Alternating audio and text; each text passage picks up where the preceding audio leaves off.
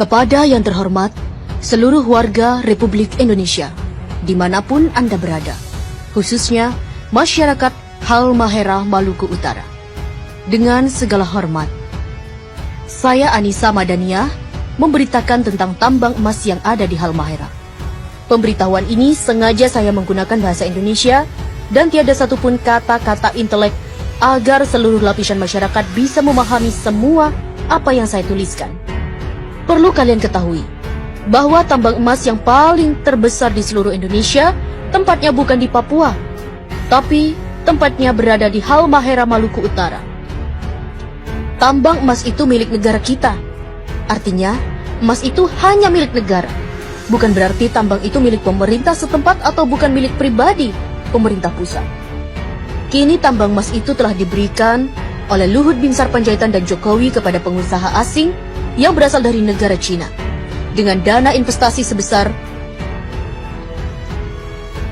70 triliun 200 miliar rupiah pada tanggal 3 Juli 2017. Selama ini, alasan mereka bahwa tambang-tambang itu hanya untuk kesejahteraan rakyat, tapi kata-kata itu adalah pembodohan atau kata-kata bohong. Sudah berapa banyak tambang-tambang milik negara kita telah dibelikan oleh pemerintah kepada pihak asing. Harusnya seluruh rakyat Indonesia telah menjadi milioner, yang sekolah digaji, yang berobat ke rumah sakit pasti gratis karena setiap jiwa telah menjadi milioner. Tapi, apa yang kita dapat dari hasil tambang-tambang itu? Justru tambang itu habis, dan uangnya bahkan tiada.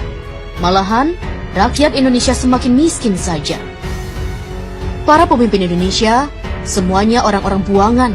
Mereka hanya tumpukan-tumpukan sampah tanpa ilmu pengetahuan, lalu mereka menjadi manifest atau pencari jabatan di negeri ini dengan jalan sogok dan suap. Manifest ini menghalalkan segala cara untuk memperoleh jabatan. Ada menggunakan sistem suap, mengelabui rakyat dengan berkampanye dan saling menjatuhkan saingan-saingannya di saat kampanye. Mereka ini orang-orang yang mengaku beriman kepada Allah, tetapi mereka ini para pelanggar firman-firman yang telah dibuat oleh Allah di dalam kitab suci Al-Quran. Bahkan, mereka-mereka ini tidak menguasai ilmu pengetahuan dasar dan mirisnya adalah gelar mereka dapat dari hasil membeli atau menebus di sebuah universitas. Sehingga mereka membuat kerusakan pada negeri ini. Bahkan, mereka pun sangat berani merusak bumi ini.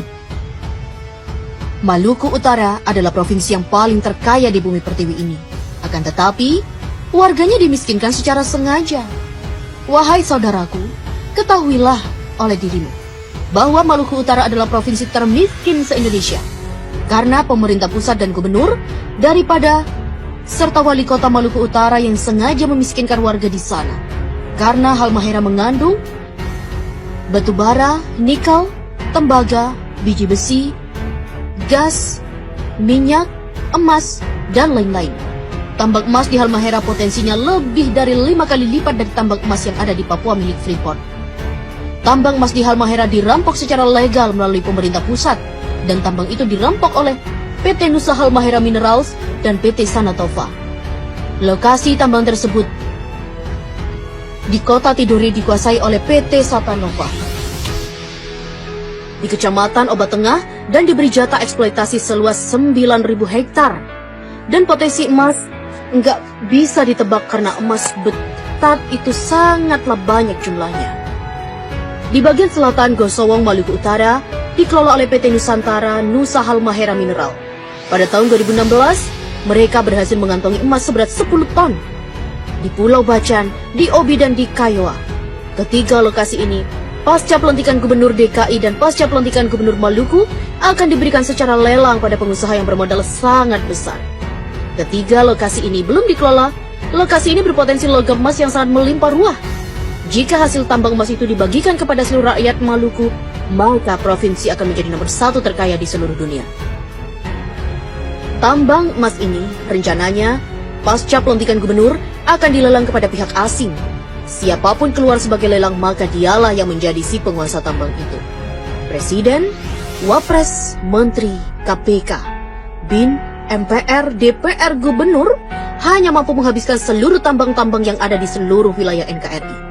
Entah itu tambang yang berada di laut maupun yang ada di daratan, semuanya diserahkan kepada negara luar. Sebab mereka tidak mampu mengelola, tidak mampu mensejahterakan rakyat, karena mereka bukanlah para pemimpin, tapi mereka hanya mampu mensejahterakan dirinya dan keluarga, partainya, dan pengusaha asing karena mereka adalah para pengkhianat negara dan mereka adalah perampok yang sesungguhnya.